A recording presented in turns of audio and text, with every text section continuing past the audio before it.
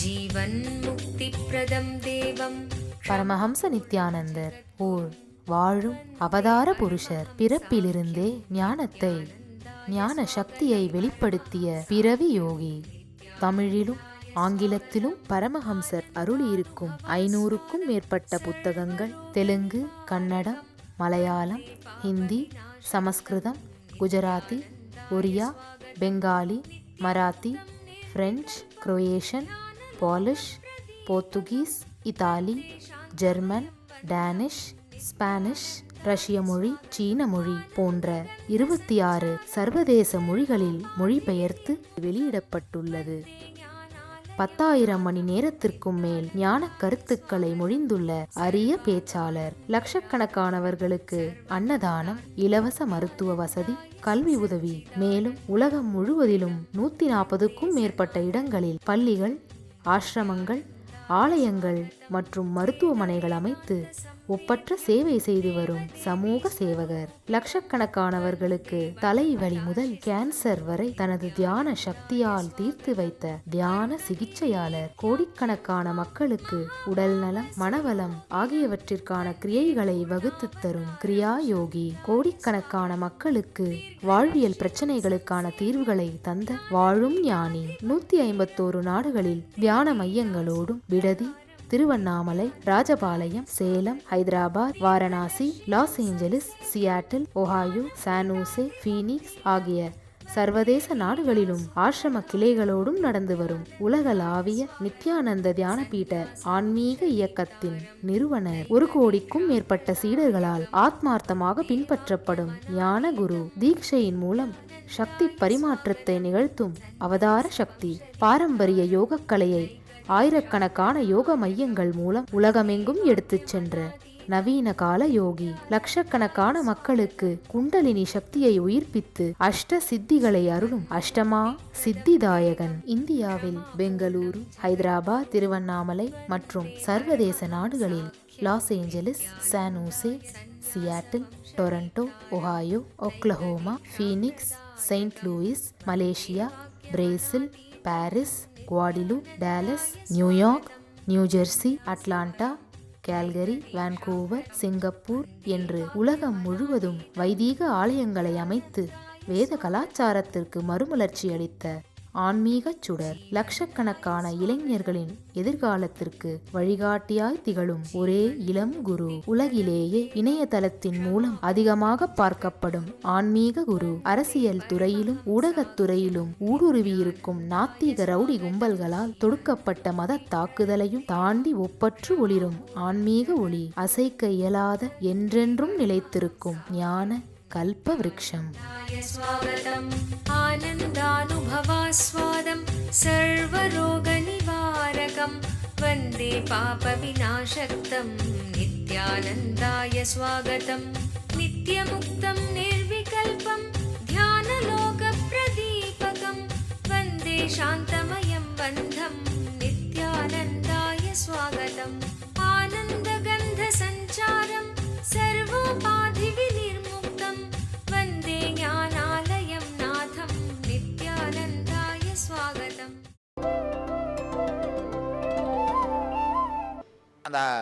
அந்த பார்த்த அந்த சன்னியாசியோட அந்த ஆழமான உணர்வு பிணைப்பு ஏற்பட்டது. இதை சொல்றதுக்காக தான் அந்த கதையை சொன்னேன். ஒரு நாள் திடீர்னு என்ன பண்ணாரு, அவர் தங்கி டைம் ஆயிடுச்சுன்னு அவர் தங்கி இருக்கிற இடத்துக்கு போகும்போது எனக்கு ரொம்ப ஏக்கமாக இருந்தது. சாமி என்ன கூட கூட்டு போக மாட்டீங்களான்னு கேட்டேன். அதுக்கு என்ன வா போகலாம் அப்படின்ட்டாரு. நல்லா ஆழமாக புரிஞ்சுக்கோங்க, இங்கே தான் எக்ஸ்ட்ராடினரியான சில விஷயங்கள் நடக்க ஆரம்பிச்சது. வா போகலான்னு கூப்பிட்டாரு. கூப்பிட்ட உடனே அந்த குகை கதை திறந்து அவர் போனார். அப்படியே என்னையும் கையோட கூப்பிட்டு போனார். கையை பிடிச்சிட்டு போனார். அப்படியே போயிட்டேன், அவ்வளோதான். உள்ளே போனால் கொஞ்சம் தூரம் நடந்தால் திடீர்னு ஒரு பெரிய ஓப்பனிங்னா அந்த குகை வெளியில் வந்துருச்சுன்னு நினச்சேன் நான். குகை வந்து தரைக்கு வந்துருச்சுன்னு. பெரிய ஓப்பனிங்னா ஒரு பெரிய ஆலமரத்துக்கு ஒரு குரூப் ஆஃப் சன்னியாசிங்க, வயசான சன்னியாசிங்களாம் உட்காந்துட்டு இருந்தாங்க. இவர் நேராக போய் அந்த சீட்டில் உட்காந்தார். இவர் சீட்டில் உட்காந்தா எனக்கு தெரிஞ்சது இவர் தான் அந்த சீட், அந்த இடத்தோட குருன்னு. மெயின் சீட்டில் அவர் தான் உட்காந்தார். உட்காந்த உடனே நானும் அங்கே போய் உட்காந்தேன். அந்த குரூப்லேயே நான் மட்டும் தான் காவி போடாமல் இருந்தேன். யாரோ சொன்னாங்க ஏதோ இந்த காவி போடாமல் இருக்கிறத பற்றி, காவி இல்லாமல் இருக்கிறத பற்றி.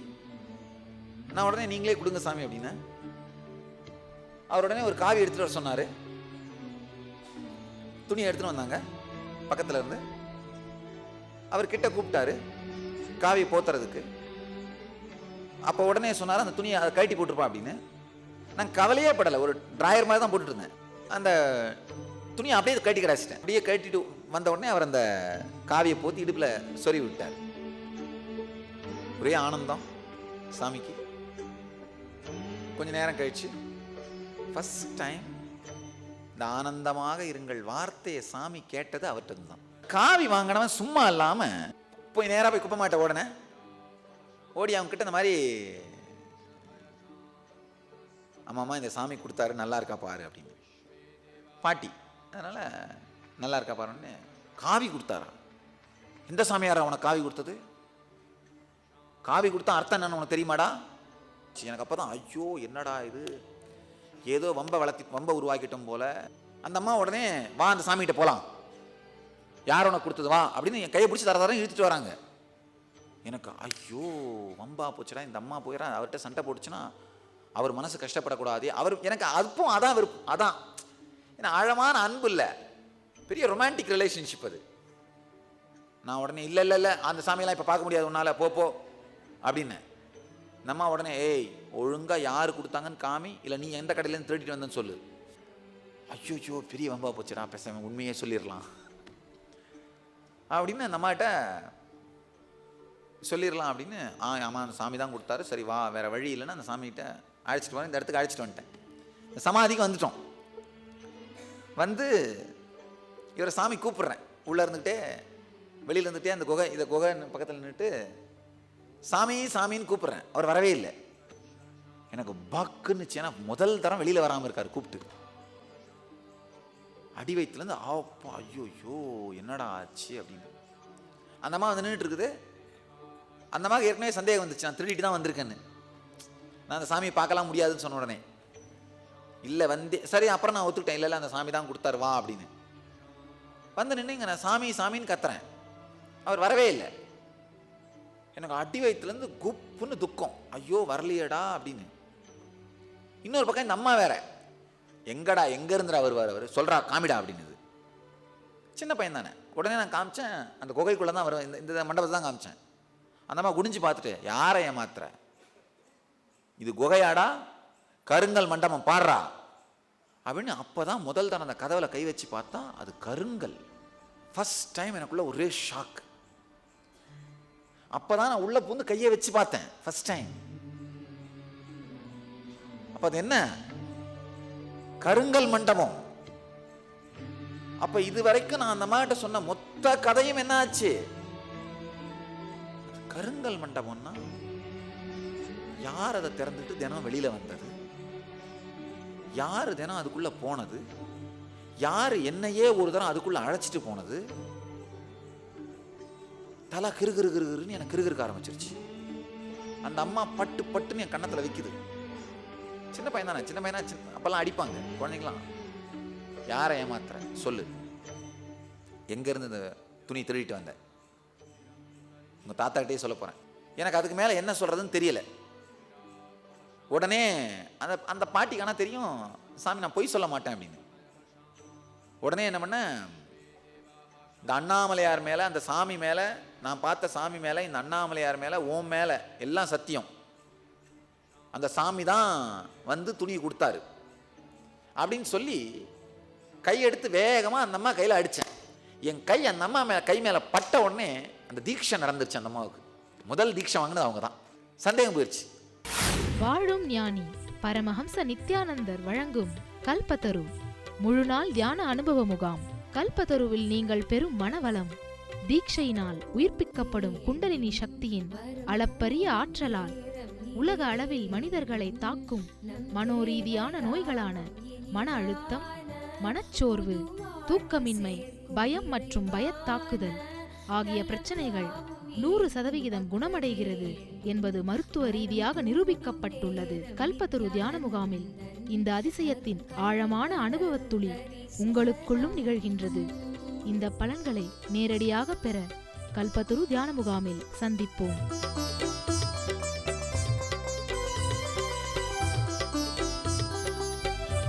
மேலும் விவரங்களுக்கு நித்யானந்த தியான பீடம், கிரிவலப்பாதை, திருவண்ணாமலை. தொலைபேசி எண்கள் 7200003311, 7200003322, www.nityananda.org.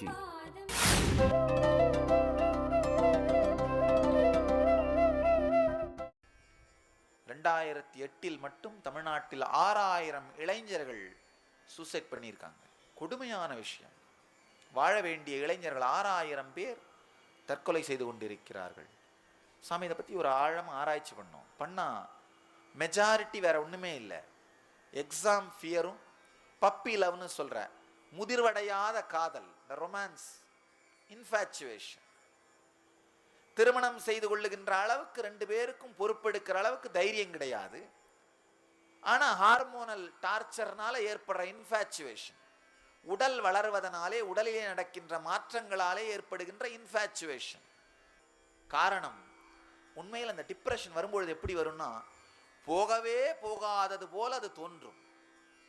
அது மட்டும் இல்லை, என்றென்றுமே இருக்க போற மாதிரியே காட்டும். முடிவே இல்லாத ஒரு உணர்வை போல அது தன்னை காட்டிக்கொள்ளும். துக்கத்துக்கு முடியவே முடியாத ஒரு உணர்வாக தன்னை காட்டிக்கொள்ளுகின்ற சக்தி உண்டு. ஆழமான விதர்க்கத்தோடு அமர்ந்து கேட்டால் இந்த 3 சூத்திரத்திலே பகவத்கீதையின் சாரம் முடிந்து விடுகிறது. நான் நினைக்கிறேன் அர்ஜுனனுக்கு இந்த 3 ஸ்லோகம் போதும்னு நினைக்கிறேன். அதுக்கு மேலையும் தொடர்ந்து ஏன் எம்பெருமான் நூற்றுக்கணக்கான ஸ்லோகங்களை சொல்கிறார் அப்படின்னா, பிரபஞ்சத்திற்காக அர்ஜுனனை முன்வைத்து பிரபஞ்சத்திற்காக எம்பெருமான் இந்த ரகசியங்களை, சூத்திரங்களை விளக்குகின்றார். ஏன்னா அர்ஜுனன் ஆஃப்டர் ஆல் ஒரு அரசனாக இருக்கின்றவன், வாழ்க்கையின் எல்லா சூக்ஷ்மங்களும் சூத்திரங்களையும் உணர்ந்தவன். அவனுக்கு இந்த 3 ஸ்லோகம் போதும்னு நினைக்கிறேன். ஏன்னா அர்ஜுனன் கிருஷ்ணனுக்கு சம வயதுடையவன். இருவரும் காலேஜ் மேட்ஸ், குருகுலத்திலே ஒன்றாக படித்தவர்கள். இதுவரை கிருஷ்ணனை அர்ஜுனன் நண்பனாகத்தான் பார்க்கின்றான். இப்போ இந்த குழப்பம் வரும்பொழுது மட்டும்தான் ஒரு படி அதிகமாக ஆச்சாரியனாக பார்க்கின்றான். இந்த சத்தியங்களை சொல்லி கூட அதுக்கும் மேலையும் தேவைப்படும் பொழுதுதான், கிருஷ்ணன் அனுபூதியை அளிக்கும் பொழுதுதான் அவதார புருஷனாக ஞான குருவாக பார்க்கின்றான். அடுத்தடுத்த ஸ்லோகங்கள் மூலமாக அர்ஜுனனுக்கு மட்டுமல்லாது இந்த உலகத்திற்கே தான் சொல்ல வேண்டிய செய்தியின் சாரத்தை எம்பெருமான் விளக்குகின்றார். இந்த பகவத்கீதை ஆழ்ந்து பார்த்தோமானால் எவ்வளவு பெரிய மனோ தத்துவ நிபுணன் கிருஷ்ண பரமாத்மான்னு தெரிஞ்சுக்கலாம். முதல் அத்தியாயம் முழுவதும் அர்ஜுனனை பேசவிட்டு கேட்கின்றார். கேட்பது அப்படிங்கிறது மிகப்பெரிய குணம். ஆச்சாரியனுடைய அடிப்படை குணம் கேட்பது. நம்ம நாட்டில் இப்ப இருக்கிற எல்லா பிரச்சனைக்குமே காரணம், நம்ம பேசுறது யாருமே கேட்கறது இல்லை. நீங்களே கூட, நீங்க வீட்டில் வாழறீங்களே தவிர எத்தனை தரம் வீட்டில் உங்களுடைய கணவன் மனைவியோட ஒருத்தர் கண்ணுக்கு நேரா பார்த்துக்கிறோம்? கிடையாது. எத்தனை தரம் நம்ம ஒருத்தரோட உட்காந்து பேசுறோம். அவர் பேசும்போது நீங்க சும்மா இருந்தாலும் கேட்கறீங்கன்னு அர்த்தம் இல்லை, நீங்க பதில ப்ரிப்பேர் பண்ணிட்டு இருக்கீங்க. உள்ள வேக வேகமா அங்க நோட்ஸ் எடுத்துட்டு இருக்கீங்க. நீ முடி, நீ அப்புறம் நான் ஆரம்பிக்கிறேன். வேக வேகமா அந்த பதில சொல்றது, வேக வேகமா சொல்லும்பொழுது சில நேரத்தில் 1-2 பாயிண்ட்டை மிஸ் பண்ணிடுவோம். மிஸ் பண்ணிட்டா அன்னைக்கு சண்டையில் அந்த பாயிண்ட்டை மிஸ் பண்ணதுக்காக என்ன பண்ணுவோம், மறுநாள் காலையில் பல் விளக்கும் போது அந்த பாயிண்ட் வந்த உடனே என்ன பண்றது, வேக வேகமாக பல்ல குப்பிளிச்சுட்டு வெளியில் வந்து திரும்ப ஆரம்பிக்கிறது. Second show. நேற்று நீங்கள் சொன்னீங்கல்ல அந்த பாயிண்ட்டுக்கெல்லாம் விடை, அவர் உடனே என்ன பண்ணுவார், நீங்கள் வேகமாக கொட்டுறதுனால அவருக்கு பல பாயிண்ட் மறந்து போயிடும். அதனால் அவர் சும்மா ஆஃபீஸில் போய் சும்மா இருக்கிற நேரத்தில் தூங்கிட்டு இருக்கும்போது யோசிப்பார். அவர் யோசிச்ச பாயிண்ட் எல்லாம் வேகமாக என்ன பண்ணுவார், காரில் வரும்பொழுதே ரெடி பண்ணிட்டு வந்து வீட்டில் வந்த உடனே அவர் ஆரம்பிப்பார். நமக்குள்ள கான்வர்சேஷனே நடக்கிறதில்ல, டயலாகே நடக்கிறதில்ல. நம்ம வாழ்க்கையில் நடக்கிறது எல்லாமே மோனோலாக் தான், யாருமே கேட்கறதில்லை. இங்கு எம்பெருமான் கேட்கின்றார். முதல் யோகம் முழுவதுமே அர்ஜுன விஷாத யோகம். எம்பெருமான் அர்ஜுனனை அவனுடைய துக்கத்தை வெளிக்கொட்ட விடுகின்றார், கேட்கின்றார், ஆழ்ந்து ஸ்டடி பண்றார், என்ன பிரச்சனைன்னு பார்க்கிறார். இரண்டாவது யோகத்துல தான் பேச ஆரம்பிக்கிறார். முதல் யோகத்தோட சாரம் உங்களுக்கு நான் சொல்ல விரும்புற செய்தி என்னன்னா, நம்முடைய வாழ்க்கையிலே துக்கம் வரும் பொழுது, டிப்ரெஷன் வரும் பொழுது இந்த மூன்றையுமே தேர்ந்தெடுக்காதீர்கள். சூசைடை தேர்ந்தெடுக்காதீங்க, அடிக்ஷனை தேர்ந்தெடுக்காதீங்க, தீவிரவாதத்தை தேர்ந்தெடுக்காதீங்க. நல்லா புரிஞ்சுக்கோங்க, தீவிரவாதத்தில் 2 வகை உண்டு. நாட்டு தீவிரவாதம், வீட்டு தீவிரவாதம். நாட்டு தீவிரவாதங்கிறது உங்களுக்கு எல்லாருக்கும் தெரியும், நாட்டை அழிக்கவும் துண்டாடவும் முயற்சி பண்றது. வீட்டு தீவிரவாதம் வீட்டில் இருக்கவங்க எல்லார் மேலும் எரிஞ்சு விழறது. அதுவும் டிப்ரெஷனோட வெளிப்பாடு தான், அதுவுமே டிப்ரெஷனோட வெளிப்பாடு தான். தற்கொலையில் 2 வகை, உடனடியாக சாகிறது இல்ல லிவிங் டெட்டா இருக்கிறது. அடிக்ஷன்ல 2 வகை, புகை, மது, போதைப் பொருட்களுக்கு அடிமையாகிறது. இன்னொன்னு சாஃப்ட் அடிக்ஷன் சொல்லலாம், தன்னோடு தான் அமர முடியாமல் ஏதாவது ஒரு விஷயத்தை இருந்துகிட்டே இருக்கணும், அந்த மாதிரியான மன அமைப்பு. கான்ஸ்டன்டா என்டர்டெயின்மெண்ட் வேணும். என்ன கொடுமையான சூழ்நிலை பாருங்க. என்டர்டெயின்மெண்ட் அதிகமாக அதிகமாக அந்த சமூகத்துல துக்கம், டிப்ரெஷன் அதிகமாயிடுச்சுன்றது தெரிஞ்சுக்கோங்க.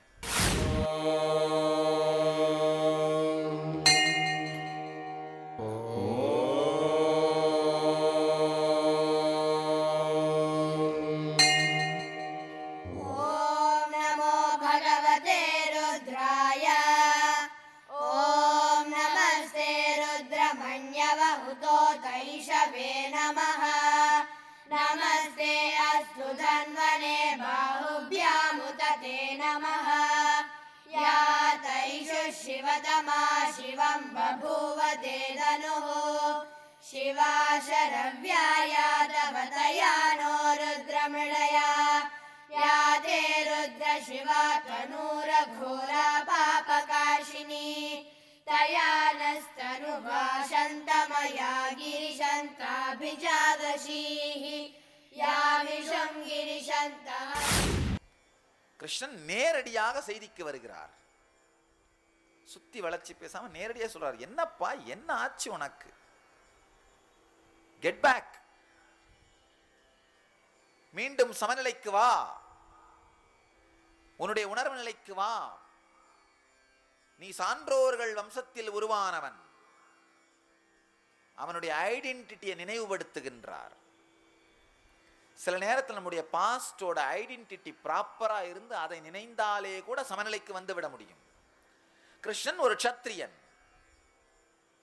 அதனால வம்சத்தின் ஐடென்டிட்டி சார்ந்த மன அமைப்பு உடையவன், புகழை அடிப்படையாக வைத்த மன அமைப்புடையவன். அதாவது அவனுடைய மன அமைப்பிற்கு நேரடியாக எதை சொல்ல வேண்டுமோ அதை சொல்லி எழுப்பி நிறுத்துகிறார். க்ஷத்ரியர்களுக்கு புகழ்தான் வாழ்க்கை. ஏன்னா கருத்துக்களை, கொள்கைகளை அடிப்படையாக வைத்த வாழ்க்கைங்கிறதால புகழ்தான் அவர்களுடைய, மற்றவர்கள் தன்னை பற்றி என்ன சொல்லுகிறார்கள்ன்ற புகழ்தான் அவர்களுடைய வாழ்க்கை.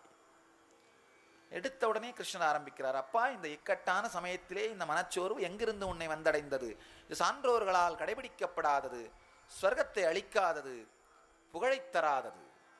உன்னுடைய வாழ்க்கை முறை இது கிடையாது.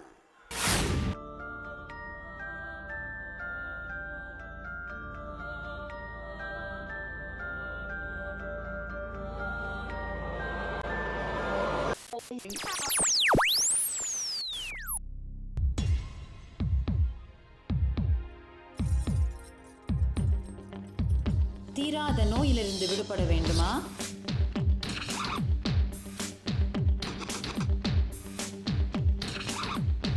பிரச்சனைகள் இல்லாத உறவுகள் வேண்டுமா? நிம்மதியான உறக்கம் வேண்டுமா?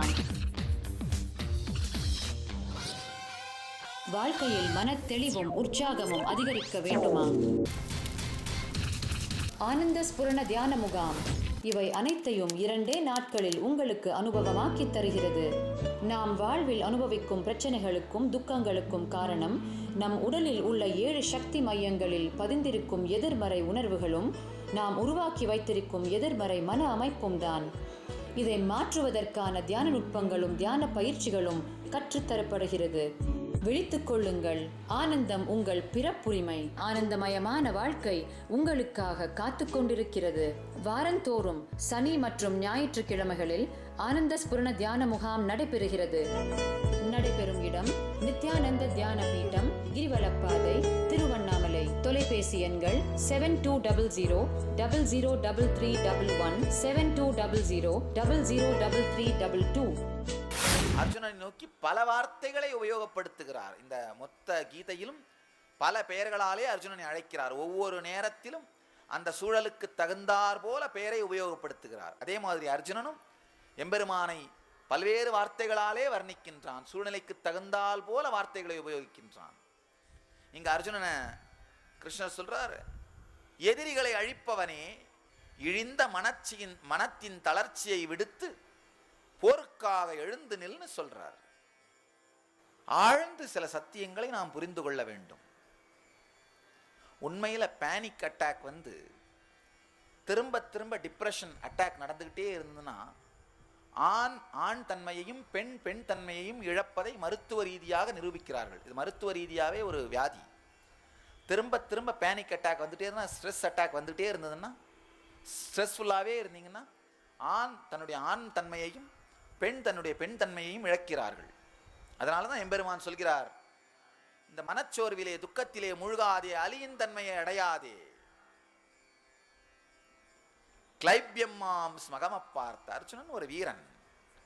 அவனுடைய அடி உணர்வை நேரடியாக எம்பெருமான் தாக்குகிறார். ஏன்னா அடி உணர்வை தாக்கினாதான் எந்திரிச்சு நிற்பான். அவன் உணர்வை, அவனுடைய கண்டிஷனிங்கோட அடி ஆழத்தை பிடித்து உலுக்குகிறார். பேரண்டல் கண்டிஷனிங், சோசியல் கண்டிஷனிங், இது ரெண்டையும் பிடிச்சு உலுக்கி எழுப்பி நிறுத்த முயற்சி பண்றார். இதை தாண்டின பிறகு இதை தாண்டி ஞானத்துக்குள்ள எழுப்பி எடுத்துட்டு போய் நிறுத்துறார். ஒவ்வொரு நிலையிலுமே அவனை அர்ஜுனனை எழுப்பி நிறுத்த முயற்சிக்கின்றார். வாழும் ஞானி பரமஹம்ச நித்யானந்தர் வழங்கும் கல்பத்தரு முழுநாள் தியான அனுபவ முகாம். கல்பத்தருவில் நீங்கள் பெறும் உடல் நலம், வாழும் ஞானியிடம் நீங்கள் பெறும் தீட்சை உங்களின் உடலிற்கும் மனதிற்கும் சக்தியளித்து குணமளிக்கின்றது. தொடர்ந்து பெறும் தீட்சைகளால் ஒரு மனிதருக்குள் 1300% வரை சக்தி அதிகரிக்க முடியும். இது உடல் நலத்தை நேரடியாக அதிகரிக்கின்றது. தொடர்ந்து 21 நாட்கள் எடுத்துக்கொள்ளும் தீட்சை மேற்சொன்ன சக்தி மாற்றங்களை உங்களுக்குள் நிலையான அனுபவமாக மாற்றுகின்றது. பக்தர் வேண்டும் வரம் கூடும் நேரம் நித்யானந்தன் தரும் கல்ப.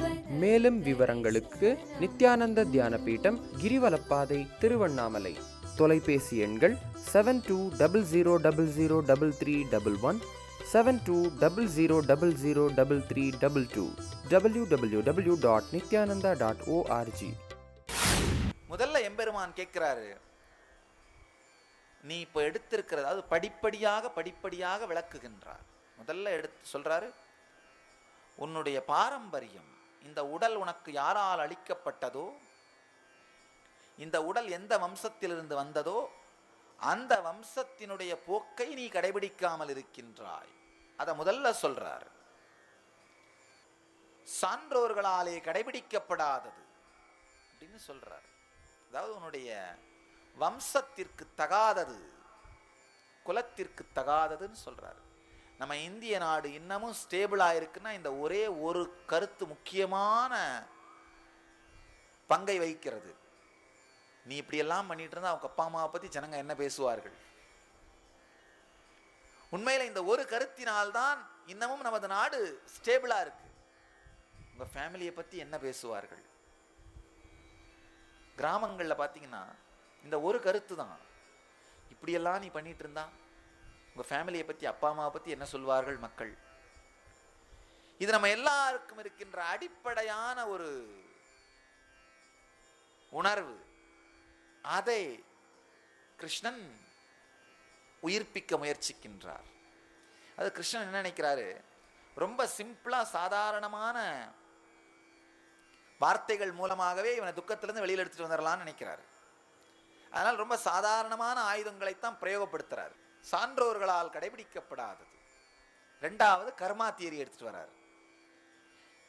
இது சொர்க்கத்தை உனக்கு அளிக்காதது அப்படின்னா நிரந்தரமான சுகமோ ஆனந்தமோ உனக்கு கிடைக்காது.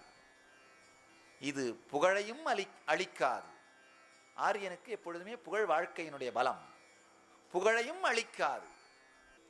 அதாவது மனிதர்களுடைய மன அமைப்பு சார்ந்துதான் அவர்களுடைய குலம் முடிவாகும். குலம் என்பது பிறப்பால் கிடையாது, மன அமைப்பினால. புகழை சார்ந்து வாழுகின்ற மனிதன் க்ஷத்ரியன், ஞானத்தை சார்ந்து வாழுகின்ற மனிதன் பிராமணன். வெறும் பணம், சுகங்கள், வெளி உலக சுகங்கள், அதை மட்டுமே சார்ந்து வாழுகின்ற மனிதன் வைஷ்யன். இது எதையும் சாராமல், இது எதை பற்றியும் யோசிக்காமல் துக்கத்தையே சார்ந்து வாழுகின்ற மனிதன் நான்காவதான். இது பிறப்பாலே வருவதில்லை. பிறப்பாலே வருகிறதுன்னு ஆரம்பிக்கும் பொழுதுதான் எல்லா விதமான பிரச்சனைகளும் ஆரம்பிக்கிறது. வாழ்க்கை வாழுகின்ற அமைப்பாலே வருகின்றது. உங்கள் எல்லோரையும் நித்யானந்தத்தில் நிறைந்து, நித்யானந்தத்தில் மலர்ந்து, நித்யானந்தத்தில் கரைந்து, நித்யானந்தமாகிட ஆசீர்வதிக்கின்றேன். நன்றி. ஆனந்தமாக இருங்கள். நித்யானந்த தியானபீடம், நித்யானந்தபுரி ஆஃப் மைசூர் ரோடு, விடுதி, பெங்களூர். 9742203311 08027202084.